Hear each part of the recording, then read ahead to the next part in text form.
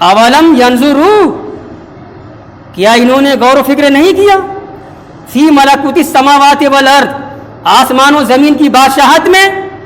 ذرا بھی اگر ان کے اندر سینس ہے، دماغ ہے، سوچنے کا مادہ ہے، دیکھے کائنات کو، دیکھے زمین کو، دیکھے آسمان کو.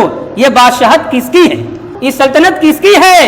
کون یہ نظام ہمیں کائنات چلا رہا ہے؟ کس نے بنائی زمین؟ کس نے بنایا بغیر ستون بغیر پلر کے آسمان؟ یہ راتوں کا آنا، دن کا آنا، یہ گردش کرنا، زمانے کا آنا، پھر اتنی ساری مخلوقات ہے تو کوئی پیدا کرنے والا. ان مخلوقات میں جس کو اللہ تعالیٰ نے پیدا کیا، یعنی ہر چیز کو اللہ نے پیدا کیا، غور کرتے تو تمام چیزوں میں ان کے لیے دلیل ملتی وحدانیت پر، وہ اللہ کی وحدانیت پر، کہ ہم جو بہکے جا رہے ہیں، جو بگڑے جا رہے ہیں، ابھی تک ہم نے جو نہیں مانا ہے ایسا نہیں ہے. کیسا ہے پھر؟ واقعی اللہ ہے. اس چیز کو اللہ نے پیدا کیا، پھول کو اللہ نے پیدا کیا، درخت کو اللہ نے پیدا کیا، پہاڑ کو اللہ نے بنایا، آسمان کو اللہ نے بنایا. یعنی اس کو کہتے ہیں نظری استدلال، غور و فکر کر کے راہ راست کے متلاشی ہونا، طلبگار ہونا. یہ اور یہ بھی انہوں نے نہیں کیا. چلو بھائی، رسول پر ایمان نہیں لائے، رسول کی دعوت کو قبول نہیں کیا، حالانکہ رسول وہی کہہ رہا تھا جو میں نے کہا کہ یہ کہو. اگر یہ نہ بھی کر سکے تو کم سے کم اپنی عقل سے سوچتے یہ کائنات کس نے بنائی، یہ چیز، یہی تو غور کر لیتے، اسی پر غور کر لیتے. اور اگر اسی پر غور کر لیتے تو نتیجہ کیا ہوتا؟ ان کے اندر ایمان آتا، مان لیتے. یہ بھی نہیں کیا.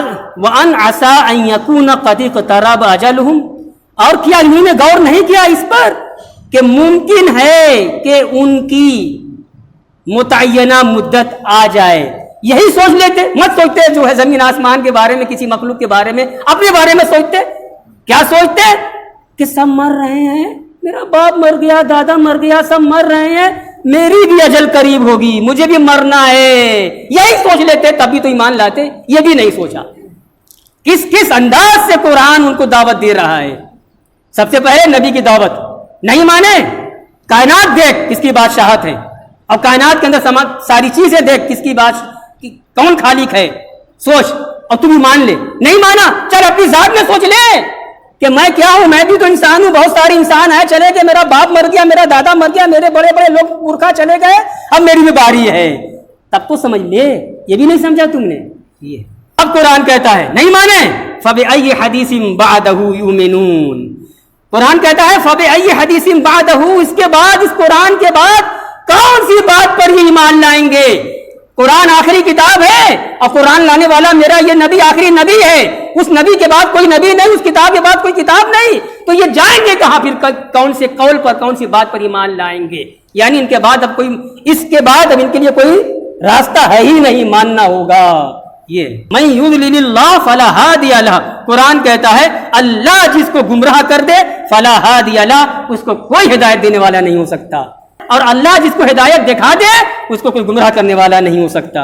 وَيَذَرُهُمْ فِي طُغْيَانِهِمْ يَعْمَهُونَ، اور اللہ تبارک و تعالی ان کو ان نہ ماننے والوں کو، کافروں کو چھوڑے رہتا ہے، فی طغیانہم، ان کی سرکشی میں، یعمہون، اسی میں بھٹکتے رہتے ہیں، اسی میں وہ بھٹکتے رہتے ہیں اور راہ راست نہیں پا سکتے. پھر